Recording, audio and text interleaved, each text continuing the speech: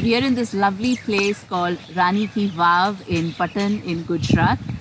This is recognized by the UNESCO as a World Heritage Center. And I'll tell you, this place is absolutely mesmerizing and beautiful.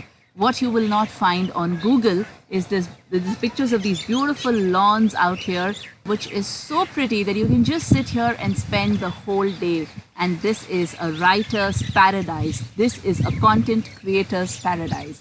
You know, this is one of the best things about road trips is that you have the opportunity to stop and smell the roses. It brings you to the present moment. It allows you to be in the now. You know, this is something that so many of us just forget when we are lost in our hectic routines.